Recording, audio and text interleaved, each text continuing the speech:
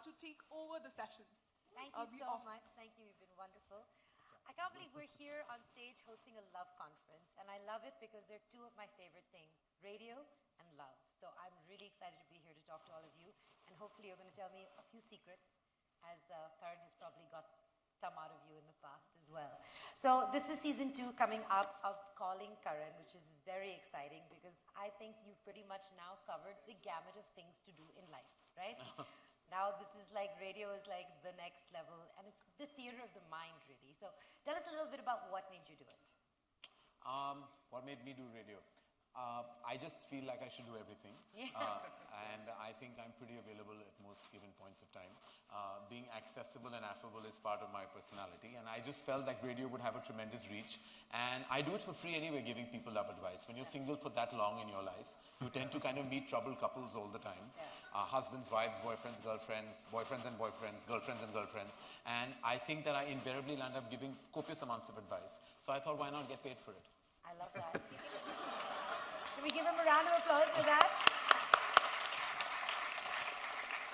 Now, it's one thing to make movies about love, right? And it's another thing to experience love. But giving someone advice is a great responsibility. It is. Right? And in fact, we have a disclaimer right at the beginning that I'm not a professionally trained individual like a therapist or a psychiatrist or somebody. So my advice should be taken at just at that level, knowing that I may be just giving you advice on a personal level, and I'm not authorized to give you that advice. Having said that, when I give the advice, I don't pretend like I'm not authorized, because I give very, very sincere advice, and I've broken a few relationships. Oh no, really? But it was meant to be. But do you ever give advice that came from your movies? Like there was a moment, and do you ever reference them and say, "Is movie mein jaisa hua"?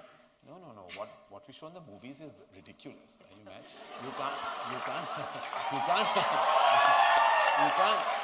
You can't possibly ruin people's life by giving those kind of situations. Those are meant for like PVR, but not for people like when you give legit advice. You have to kind of really get into the center of the situation, and then be very. And I take it very seriously. I take every call very seriously. I really get into it. That's really important. And now we have a love conference, and today's love conference is an opportunity for everyone to actually get to know the people on the stage and really delve deep into their hearts. So Neha, I want to know, what is the worst piece of advice, of love advice that you were ever given? From Karan or otherwise? From Karan? No, in general. No, Karan, I have to say that I remember calling Karan in season 1 and asking him this question that, Karan, I have audio. Check. Audio. You gotta just put it up. No, it's fine now, I think. Can you hear me? Guys, can you hear me? Okay, great. So I remember calling him in season 1 and asking him that my question was that should I go with a hot guy or should I go with the intelligent guy? And Karan was like, what a stupid question, go with a hot guy. Yeah, what are you going to... And then what happened? Listen, it's intelligent to go with the hot guy. Okay.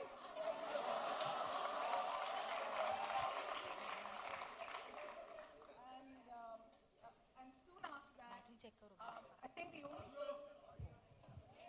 audio. Very rarely Neha's not heard.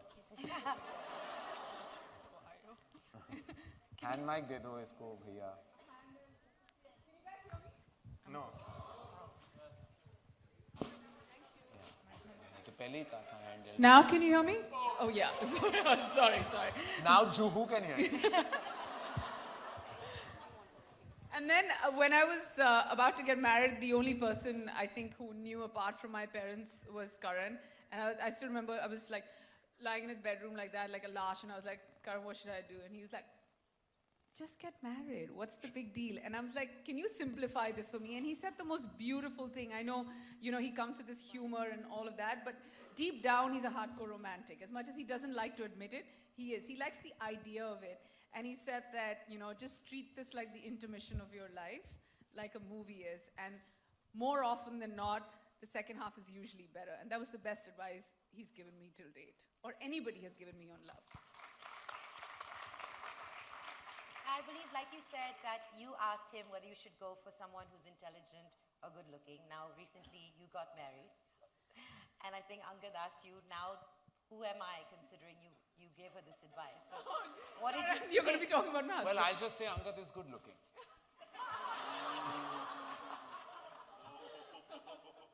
I mean, it wasn't an either or, but he is good looking. He is good looking. And there's a ... The rest of it you can hear on the next... He married Neha. I mean, do you think I should think he's intelligent? Oh, I thought he's going to say that he doesn't have to worry about anything because the intelligence department is taken care of by me. Exactly, But that's what I meant. I didn't know that it was going to be such a big Because insult. isn't marriage all about balancing things? So you bring in the intelligence, he brings in the good looks. No, that's fine. I mean, we'll give both to him. I love that. Okay, now this is your opportunity, before we get further, deeper into the love conference, to ask Karan for a piece of love advice.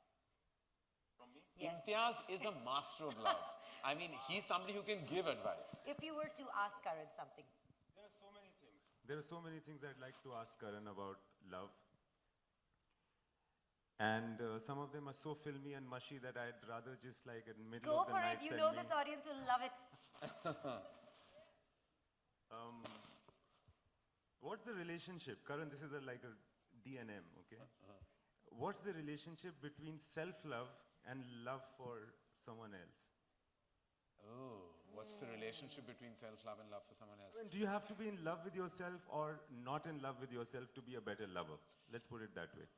Oh, that is deep, Imtiaz.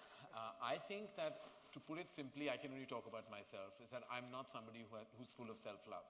In fact, I have a lot of self-doubt. I have a lot of apprehensions about myself. In fact, I have low self-esteem issues when it comes to me in a relationship. That's why I think I tend to give much more to a relationship and invariably land up in a one-sided one because I have too much to offer.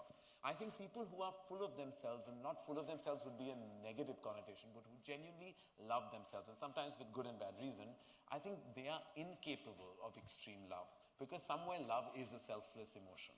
It cannot come with the baggage of your own self-love. Because then even when you love someone, you're so happy with yourself that you're loving someone that you carry that feeling into the relationship and it's all about you. And I think a true relationship has to be about us and you, not just me. It has to be about like two people. Awesome.